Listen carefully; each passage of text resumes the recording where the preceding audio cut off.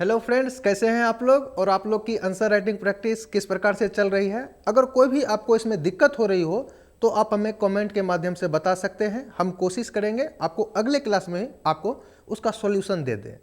और पिछले दिनों अगर हम बात करें तो बीपीएससी प्री का रिजल्ट भी आया है, तो जिनका जिनका हुआ है उनको एक बार बधाई हो, और जिनका नहीं हुआ है वो भी अभी मेंस की तैयारी करें। फिर से जब प्री का एग्जाम होने लगेगा तो उसे 3 से 4 महीना पहले आप कोशिश कर सकते हैं फिर से प्रीलिम्स की तैयारी करने का, चूँकि ये अच्छा समय है मेंस की तैयारी करने का। इसके अलावा अगर हम बात करें तो यूपीपीसीएस का जो प्री हुआ था उसका रिजल्ट नवंबर के लास्ट में आने वाला है, तो वो तो पहले से तैयारी कर ही रहे होंगे, और जो लोग नहीं कर रहे हैं तो कोशिश करें आंसर राइटिंग प्रैक्टिस में लग जाए। आज हम लोग जो टॉपिक लेने जा रहे हैं उसमें मौर्य काल से रिलेटेड जो भी प्रश्न पूछे गए हैं इन पीसीएस एग्जामिनेशन में या फिर यूपीएससी में, उसके बारे में हम लोग समझेंगे और उसे कैसे हल करना है वो सीखेंगे। आज का जो हमारा टॉपिक है मौर्य काल, जैसा कि हमने बताया, इसमें 4 जो है प्रकार के प्रश्न पूछे जाते हैं। पहला प्रश्न बनता है इसके कला और स्थापत्य से रिलेटेड। दूसरा जो प्रश्न बनता है वो मौर्यकालीन प्रशासन के ऊपर। तीसरा जो प्रश्न बनने की संभावना रहती है वो मौर्य काल को लिखने में या फिर मौर्य काल को जानने के लिए जो हमारे पास सोर्स है उनके ऊपर प्रश्न बनते हैं। और चौथा जो टाइप होता है उसमें हम लोग जानते हैं कि अशोक के जो धम्म थे उनसे क्या शिक्षाएं दी गई थी या फिर उनका क्या महत्व था, इनसे रिलेटेड बार बार प्रश्न पूछे जाते हैं। तो आज हम इन्हीं चारों मुद्दों को लेंगे और उन्हें हल करने की कोशिश करेंगे। जैसा कि एक क्वेश्चन हमने आपको यहाँ बोर्ड पर लिखा भी है, ये क्वेश्चन यूपीपीसीएस के 2022 में भी आया है। इसके अलावा अगर हम बात करें तो बीपीएससी के 69वीं बीपीएससी, 70वीं बीपीएससी और 67वीं बीपीएससी के मेंस के जीएस पेपर 1 में ये सेम क्वेश्चन आया है।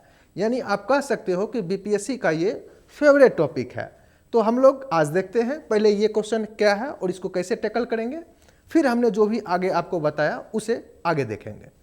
तो पहला जो क्वेश्चन है, मौर्यकालीन कला एवं वास्तुकला की प्रमुख विशेषताओं का वर्णन करें। तो इसमें आपको पहला तो बताना होगा मौर्यकालीन कला क्या था, दूसरा आपको बताना है वास्तुकला। सबसे पहले हम लोग देखेंगे कला या फिर वास्तुकला में हम लोग पढ़ते क्या है। तो एक बार पहले हम आपको बता दें, कला में जो पढ़ा जाता है उसमें स्थापत्य हो गया, स्तंभ हो गया, शिलालेख हो गया,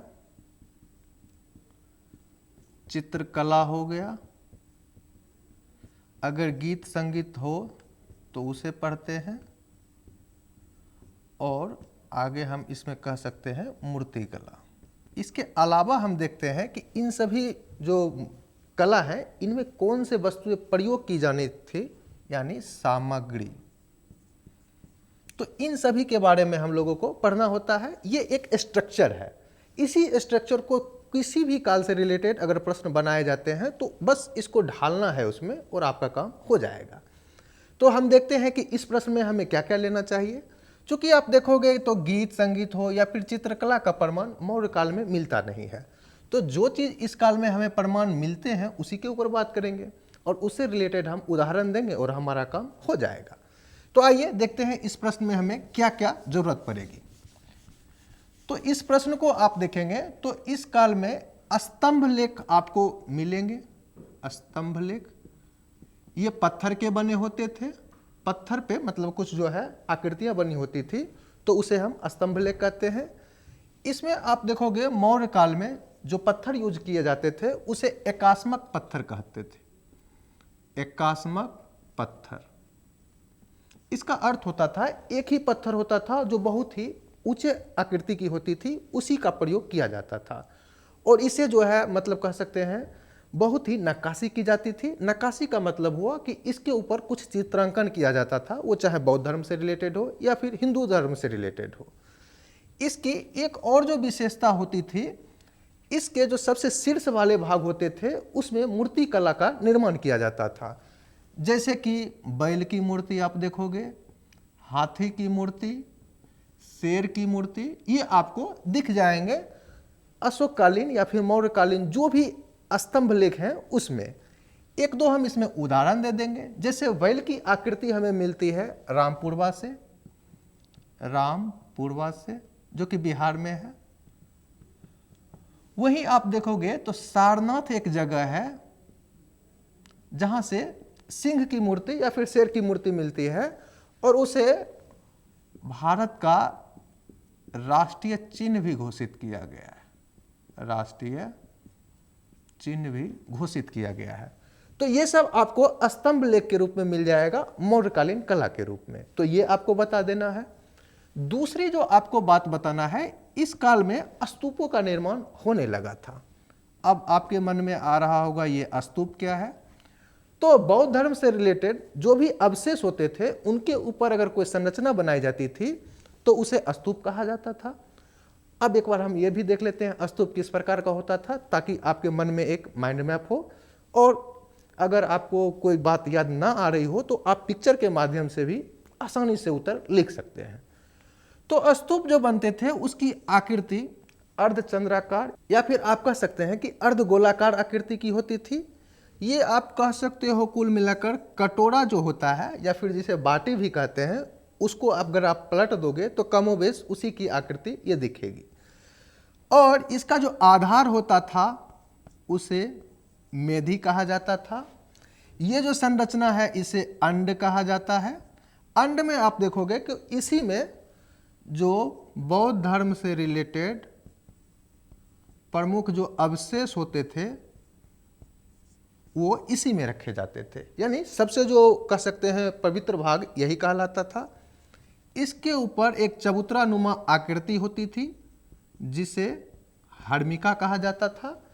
किसी किसी जो है स्तूप में आपको दिख जाएगा कि उल्टे कमल की भी आकृति बनाई जाती थी।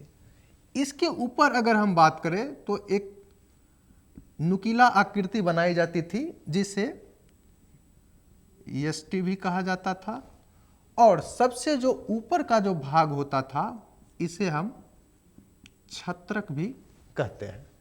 छत्रक में आप देखोगे जो 3 आकृति बनाई जाती थी वो मेनली बौद्ध धर्म से रिलेटेड कुछ पहचान होते थे, जैसे कि बुद्ध, संघ, धम्म, इसका प्रतीक माना जाता था। इसके अलावा अगर हम बात करें स्तूप में, तो इसके चक्कर लगाने के लिए एक संरचना होती थी, यानी यहाँ पे एक गैप छोड़ा जाता था जिसे प्रदक्षिणा पथ कहते थे, प्रदक्षिणा पथ कहते थे। ठीक, और इसके साथ ही स्तूप में यह व्यवस्था किया गया था, चूंकि इसकी संरचना थोड़ी ऊंची होती थी तो सुरक्षा के लिहाज से इनमें रेलिंग का यूज किया जाता था ताकि कोई गिरे ना, यानी रेलिंग या फिर वेदिका इसको कह सकते हैं। ठीक, तो इसे बनाया जाता था। अब जो एक बात बच रही है, इसके जो प्रवेश द्वार होते थे उसका नाम था तोरण। तो ये कुल मिलाकर आपका हो गया बौद्ध धर्म से संबंधित जो मौर्य काल में स्तूप बनते थे उसकी कमोबेश संरचना इसी प्रकार की होती थी। अब आपको ये चाहिए कि स्तूप से रिलेटेड 1-2 उदाहरण दे दें और आपका काम हो जाएगा। उदाहरण में आप दे सकते हो सांची का स्तूप, भरहुत का स्तूप और धामेक का स्तूप, जो कि मौर्य काल से रिलेटेड है।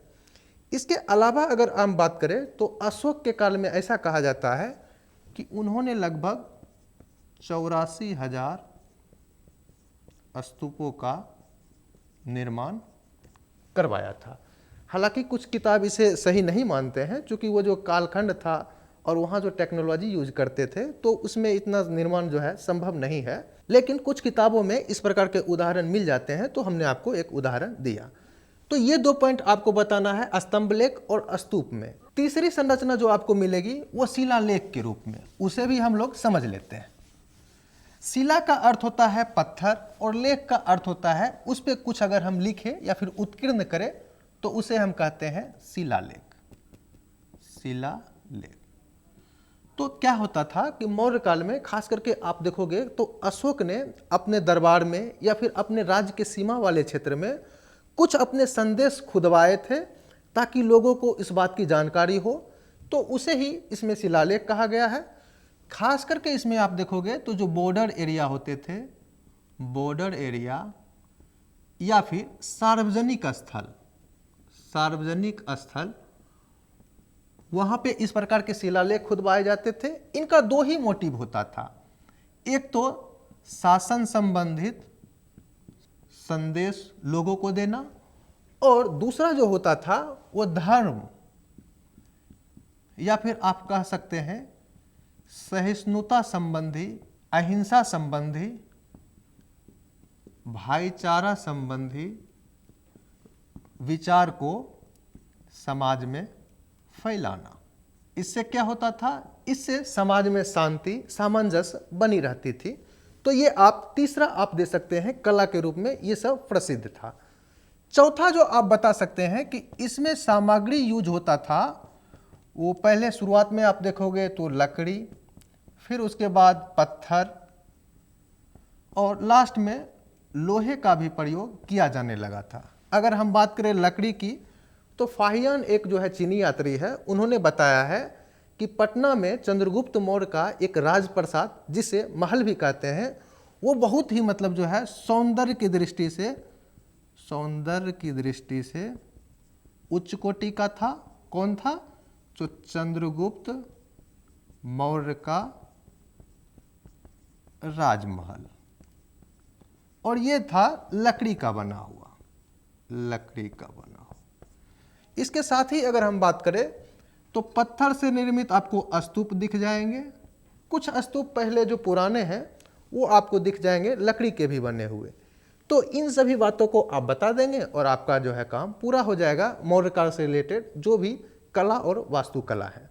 तो ये आपको इस प्रश्न में बताना था और आपका काम हो जाता। अब हम लोग देख लेते हैं कि मौर्यकालीन प्रशासन से रिलेटेड जो प्रश्न पूछे जाते हैं तो उसमें हम लोग कैसे टैकल करते हैं। देखते हैं अगले प्रश्न को। प्रशासन से रिलेटेड प्रश्नों में हमें कुछ बातों को ध्यान रखना होगा, और वो हम एक बार आपको स्ट्रक्चर बना देते हैं, फिर उसमें क्या पॉइंट आएगा वो तो सिर्फ काल विशेष से रिलेटेड है। तो पहले मैं हेडिंग दे देता हूं, मौर्य प्रशासन। किसी भी काल के प्रशासन के बारे में पूछा जाए तो आपको पता यह होना चाहिए कि केंद्रीय प्रशासन कैसा होता था, उसके बाद प्रांतीय प्रशासन का स्वरूप क्या था, तीसरा अगर स्थानीय शासन हो तो वो कैसे चलता था, सेना और सुरक्षा के लिए क्या व्यवस्था था, कर के लिए क्या व्यवस्था था, और अपने कम्युनिकेशन के लिए या फिर जो संचार था या संदेश को फैलाने के लिए वो किसका उपयोग करते थे। अगर हम इन सभी स्ट्रक्चर के ऊपर आए और इन्हें हम बता दें तो हमारा काम हो जाएगा। अब बात करते हैं मौर्यकालीन प्रशासन कैसा था। तो मौर्यकालीन प्रशासन में आप देखोगे तो राजा सर्वे सर्वा होता था, और इनकी सहायता के लिए एक मंत्री परिषद होता था। यह था केंद्रीय प्रशासन की संरचना। और आप देखोगे कि राजा ही जो भी मंत्री परिषद होते थे, उनके जो सदस्य होते थे, उनकी नियुक्ति राजा के द्वारा की जाती थी। दूसरी बात आती है प्रांतीय प्रशासन का स्वरूप कैसा था। तो प्रांतीय प्रशासन के जो अधिकारी होते थे उनकी नियुक्ति भी राजा के द्वारा की जाती थी, और इसके जो सबसे वरिष्ठ अधिकारी होते थे उसे कुमार आमत या महाआमत भी कहा जाता था। इसके अलावा अगर हम बात करें स्थानीय शासन की, तो इसका काम होता था स्थानीय स्तर पर कर या फिर आप कह सकते हो सुरक्षा, इन सभी की देखभाल करना स्थानीय प्रशासन का होता था। एक बात और आप लिख सकते हैं प्रांतीय प्रशासन में, यहां भी अपनी इसकी सेना होती थी, हालांकि इसकी नियुक्ति केंद्रीय प्रशासन के द्वारा की जाती थी, यह आपको क्लियर होना चाहिए। अब बात आती है सेना और सुरक्षा की। तो मौर्य काल की अगर हम बात करें तो उस समय चतुरंगी सेना उपस्थित थी। इसका अर्थ मैं बता देता हूं, मतलब 4 प्रकार के सेना थे। एक में आप बता सकते हो जो अश्व रखते थे यानी घोड़ा रखते थे, दूसरा आप कह सकते हो पैदल सैनिक थे, तीसरा था गज सेना जिसे आप कह सकते हो हाथी, और चौथा कुछ हद तक ऐसा प्रमाण मिलता है कि नौ सैनिक भी जो है उपलब्ध थे। ये आप कह सकते हो एक अपवाद के रूप में है, इसका ज़्यादा कोई प्रमाण मिलता नहीं है, लेकिन ये आपको कमोबेश दिख जाएगा मौर्य काल में। इसके अलावा जो हमें जानना चाहिए कर व्यवस्था। कर व्यवस्था कहाँ से आती थी? यानी जब तक आपके पास टैक्स नहीं रहेगा तो राज्य का निर्माण ही नहीं हो सकता। यहाँ तक कि सेना को भी चलाने के लिए टैक्स की जरूरत होती है, मतलब आपको पैसा होना चाहिए। तो ये जो कर आता था वो एग्रीकल्चर से आता था, व्यापार से आता था, और इसके साथ ही आप देखोगे जो सुरक्षा राज्य देती थी उससे इनको कर प्राप्त होती थी। तो ये सभी बातें आपको लिखना है। लास्ट में जो आ जाता है संचार, यानी मौर्य काल में लोगों के पास संदेश पहुंचाने का क्या साधन था?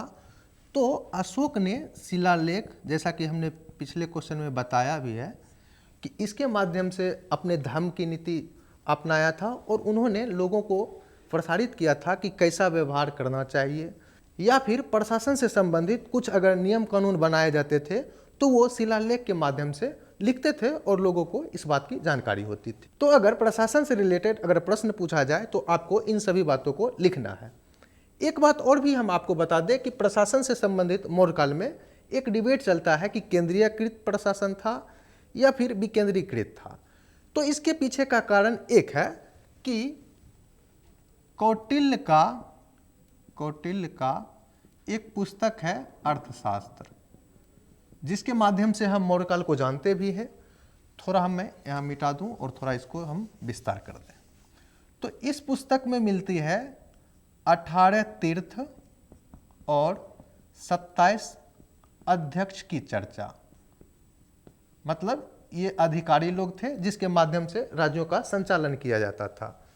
इसके साथ ही एक गुप्तचर व्यवस्था थी जिसमें संस्था और संचरा थी। मतलब इतने जो है अधिकारियों की चर्चा मिलती है। इसलिए कुछ इतिहासकार जैसे रोमिला थापर हुए, उनका कहना है कि केंद्रीकृत प्रशासन था, लेकिन हालांकि बाद में अगर बात किया जाए तो उन्होंने अपनी पुस्तक रिविजिट मौर्य में इस बात को स्वीकार किया कि मात्र जो है केंद्रीय भाग में ही मतलब होता होगा बहुत ही केंद्रीयकरण, लेकिन उसके जो पेरिफेरियल एरिया थे वहाँ पे उतना केंद्रीयकरण नहीं रहा होगा। क्योंकि आप देखोगे उस समय संचार हो या फिर परिवहन व्यवस्था हो उतना तीव्र नहीं था जितना अभी आप लोग देख पा रहे हैं। तो यहाँ से नियंत्रित करना आसान नहीं रहा होगा। इसलिए हो सकता है उसके जो राज्य की राजधानी वाले क्षेत्र होंगे वहाँ पर केंद्रीकृत शासन रहा होगा, लेकिन दूरवर्ती क्षेत्र में ऐसा नहीं रहा होगा। इसके साथ ही अगर हम बात करें तो केंद्र से लेकर स्थानीय स्तर पर किसी भी शासकों की नियुक्ति या फिर अधिकारियों की नियुक्ति और उसे हटाया जाना किसी एक व्यक्ति के हाथ में संभव लगता भी नहीं है। वर्तमान में भी ऐसा आपको दिखेगा नहीं। तो उस समय तो मतलब इसकी कल्पना की नहीं जा सकती है। क्योंकि अगर एक हम उदाहरण लें तो पंचायती राज व्यवस्था जैसे जो साधन है हमारे पास लोकतंत्र में, उसमें भी आप देखोगे केंद्र में इन शक्तियों को अपने हाथ में ना रखकर राज्य के विधानसभा में रख दिया है, ताकि उन्हें इन जटिलताओं से मुक्ति मिल जाए और ये जो है काम राज्य आसानी से कर भी सकते हैं। तो ये बात आपको बता देना है और आपका यहाँ पर काम हो जाएगा। तीसरा प्रश्न जो पूछा जाता है वो इस काल में जो मौजूद सोर्स थे उसके ऊपर। इससे आपको पूछा जाएगा बहुत ही शॉर्ट में, चूँकि इसके आधार पर आप देखोगे तो पूरे मौर्य काल को ही मतलब इसमें बताया गया है इन दो सोर्स के आधार पर। एक मैं आपको लिख देता हूँ, मेगास्थनीज की इंडिका, और दूसरा है कौटिल्य का अर्थशास्त्र। इसमें क्वेश्चन पूछा जा सकता है इंडिका के बारे में या फिर अर्थशास्त्र के बारे में, या फिर थोड़ा घुमा के आपको पूछा जा सकता है कि हम मौर्य काल को किस आधार पर जानते हैं। तो मेनली यही दो पुस्तक हैं जिनके आधार पर हम लोग पूरे मौर्य काल को समझते हैं। तो जितना भी हम लोगों ने अभी तक बात की, कमोबेश आप देखोगे तो 70-80% कौटिल्य के अर्थशास्त्र और 20 या 30% आप कह सकते हो इंडिका के माध्यम से हम लोग जानते हैं। थोड़ा समझ लेते हैं यहाँ भी। अगर हमें सेपरेट क्वेश्चन अगर इस पे आ जाए तो इसमें क्या करना चाहिए। देखो मेगास्थनीज की जो इंडिका है इसमें मेनली समाज, राजनीति और थोड़ा बहुत धर्म या संस्कृति से रिलेटेड जानकारी हमें मिलती है। जैसे कि इंडिका में बताया गया है, भारत में जो है समाज 7 भागों में विभक्त था, 7 भागों में विभक्त था। उदाहरण भी बताते हैं, जैसे दार्शनिक हो गए, जो मतलब पढ़े लिखे होते थे उनको दार्शनिक, किसान हो गए जो खेती करते थे, योद्धा हो गए, कारीगर हो गए, श्रमिक हो गए, इत्यादि आप कर सकते हो। तो 7 भागों में इन्होंने समाज को बांट कर देखा। चूंकि मेगास्थनीज विदेशी थे, उनको भारतीय समाज के बारे में उतना जानकारी नहीं थी, तो वो वर्ण व्यवस्था को नहीं समझ पाए थे, तो उन्होंने जो भारतीय समाज में देखा उसका वर्णन किया है। इसके साथ ही उन्होंने बताया है कि भारत के लोग जो है बहुत ही ईमानदार होते थे और वो अपने घरों में यहाँ तक कि ताला नहीं लगाते थे। तीसरी बात अगर हम बात करें तो इसमें इन्होंने ये भी चर्चा किया है कि भारत में जो है थोड़ा वर्ण व्यवस्था की इन्होंने थोड़ा बहुत चर्चा किया है, ये कठोर थी। और इन्होंने एक उदाहरण भी दिया है कि जो निम्न जाति के लोग होते थे वो अगर ब्राह्मण से टकरा जाते थे, यानी यहाँ तक कि इन्होंने चर्चा किया है कि उनका आँख भी मिल जाता था, तो उन्हें जो है स्नान करना पड़ता था। किनको? ब्राह्मण को। तो ये भारतीय समाज में जो विद्यमान थी परिस्थिति, उसके बारे में भी चर्चा करते हैं। इसके अलावा अगर राजनीति की बात करें तो ये चंद्रगुप्त मौर्य की प्रशंसा करते हैं। साथ ही इस काल में जो प्रशासन था इसकी भी इन्होंने प्रशंसा की है। और इस काल में बड़े बड़े जो नगर थे उनकी भी ये चर्चा करते हैं, जैसे पाटलिपुत्र हो गए, राजगीर हो गया, तो इनकी ये चर्चा करते हैं। तो इन सभी बातों को आप लिख देंगे और आपका काम हो जाएगा। एक पॉइंट आप इसमें और भी बता सकते हैं धर्म और संस्कृति के बारे में। तो ये बताते हैं इस समय जो है बौद्ध धर्म प्रगति कर रहा था और इनके जो विचार थे, चाहे वो सत्य हो, अहिंसा हो, मध्यम मार्ग हो, तो ये पूरे दुनिया को जो है सीख दे रही थी। तो ये बात आपको बताना है। मेगास्थनीज की इंडिका से जो हमें इतिहास से संबंधित जानकारी मिलती है। दूसरी बात आती है कौटिल्य की अर्थशास्त्र की। इसके सहायता से भी आप बता सकते हो अलग अलग क्षेत्र में हमें क्या क्या जानकारी मिलती है। तो जैसे राजनीति में इन्होंने ये बताया है कि राजा का क्या कर्तव्य होना चाहिए, तो इसके बारे में इन्होंने बताया। ये एक बात और भी बता दूं कि कौटिल्य के अर्थशास्त्र में ऐसा नहीं है जो ये ऐसा था, बल्कि इसमें यह बताया गया है कि किसी भी राजा को क्या व्यवहार करना चाहिए, इससे रिलेटेड जानकारी मिलती है। तो इसलिए कुछ इतिहासकार इस पे डाउट भी करते हैं। इसके अलावा एक बात और भी है कि कौटिल्य का अर्थशास्त्र एक जगह कहीं पे इकट्ठा भी नहीं मिला है, बल्कि वो अलग अलग टुकड़ों में मिला है। तो उसमें आप देखोगे थोड़ा इसको इसी काल से रिलेट है या फिर नहीं है, इस पर कुछ डाउट भी होता है, लेकिन हम उस पर अभी नहीं जा रहे हैं। दूसरी बात आप देखोगे तो राजनीति में ये कहा गया है कि राजा को सैन्य व्यवस्था पर बल देना चाहिए। समाज की अगर हम बात करें तो ये वर्ण व्यवस्था का विरोध करता है। पुरुष और महिला की समानता की बात करता है। खास करके अगर हम बात करें प्रशासन की, तो उसमें जैसे हमने एक उदाहरण भी लिया था 18 तीर्थ, 27 अध्यक्ष और एक हमने बताया था गुप्तचर व्यवस्था, इसकी चर्चा करता है। और गुप्तचर व्यवस्था में हमने 2 बातें बताई थी, एक थी संस्था, एक थी संचरा। संस्था का मतलब ये हुआ जब गुप्तचर अपने स्थान पर रहकर गुप्तचरी करते थे तो उसे संस्था कहते थे। वहीं जब वो घूम घूम कर सूचना को एकत्रित करते थे तब उसे संचरा कहा जाता था। तो इस प्रकार की व्यवस्था आपको दिख जाएगी कौटिल्य के अर्थशास्त्र से। एक बात और उन्होंने विदेश नीति के ऊपर लिखा है कि पड़ोसी का पड़ोसी मित्र होता है। ये आप देख सकते हो कितना यथार्थवादी है। इनको पता था कि जो भी पड़ोसी देश होंगे उनसे जो है सीमा विवाद या फिर किसी अन्य प्रकार के विवाद संभव है, तो उनके जो पड़ोसी होंगे वो नेचुरली रूप से उनका मित्र हो जाएंगे। तो कुल मिलाकर आप कह सकते हो कि समाज, अर्थव्यवस्था, राजनीति, प्रशासन, ये सब के बारे में अर्थशास्त्र के माध्यम से हमें जानकारी मिलती है। एक बात हमने अर्थव्यवस्था को जो कि छोड़ दिया, उसमें इन्होंने कर के ऊपर ज़्यादा जोर दिया है, कर कैसे बढ़ाया जाए ताकि राज्य जो है मजबूत हो। और यहाँ तक कि इन्होंने कहा है कि जो कर की चोरी करे अधिकारी उसको मृत्यु दंड तक का सजा मिलना चाहिए। तो ये है कौटिल्य के अर्थशास्त्र और मेगास्थनीज की इंडिका से हमें जो मौर्यकालीन जानकारी मिलती है वो कौन कौन सी थी। एक जो प्रश्न अब बच रहे हैं वो है अशोक के जो धम्म थे वो क्या है, उसकी प्रकृति क्या है या फिर उसकी महत्व क्या है। इनसे रिलेटेड भी प्रश्न बनते हैं, उसे भी हम लोग देख लेते हैं।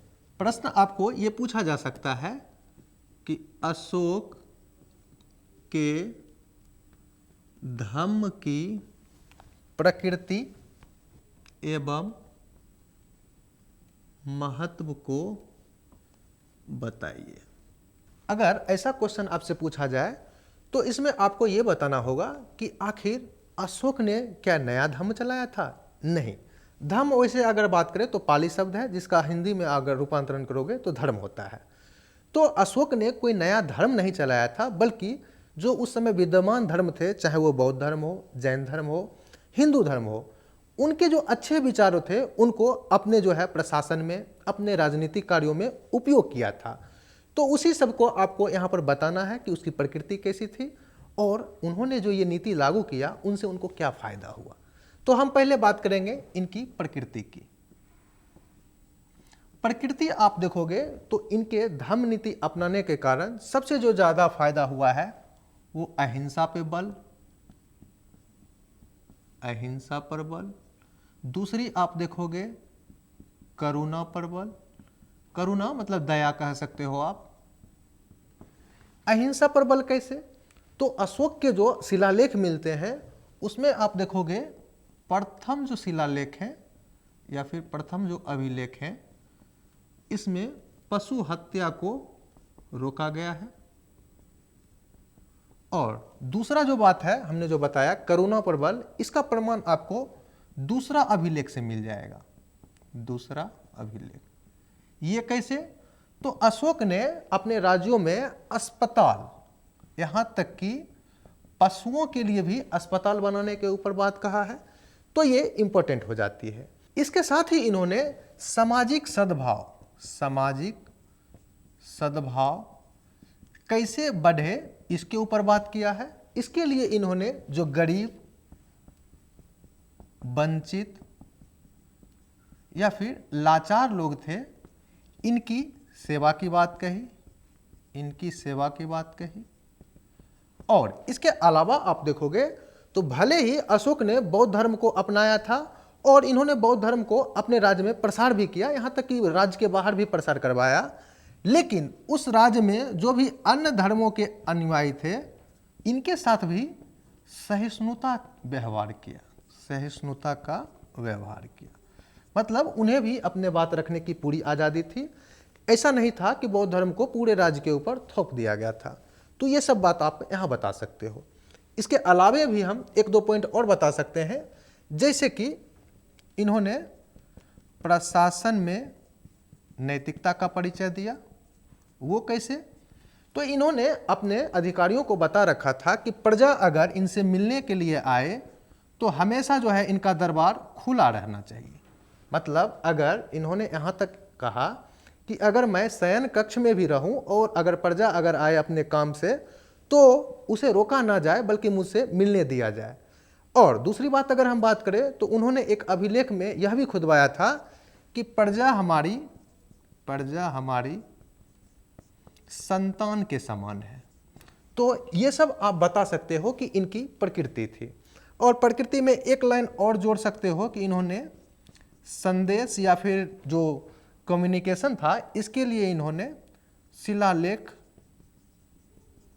के माध्यम से अपना प्रसार किया ताकि सभी लोगों को इन सभी बातों की जानकारी हो सके।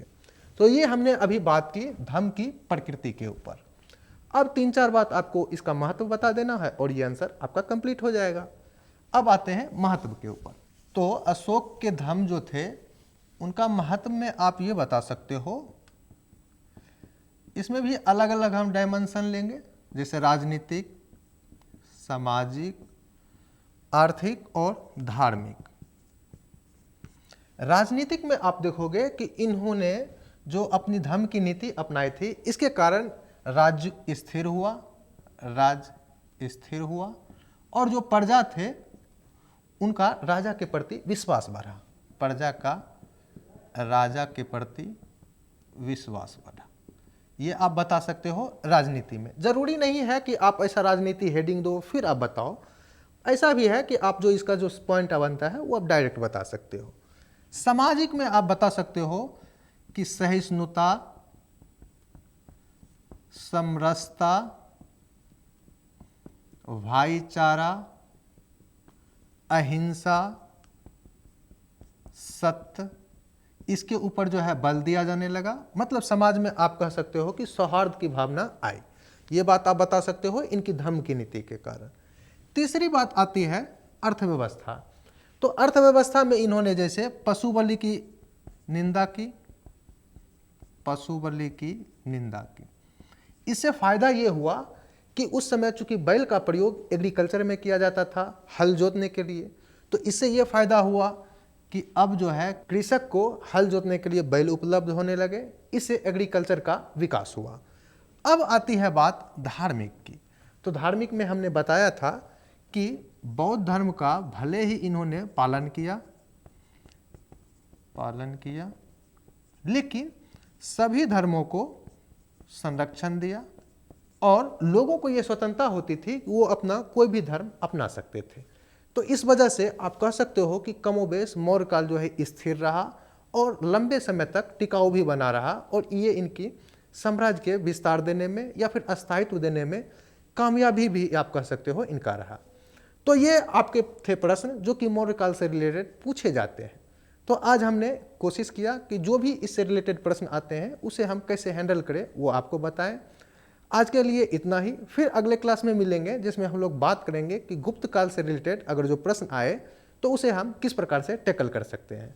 तो आज के लिए इतना ही। मिलते हैं अगले क्लास में। धन्यवाद।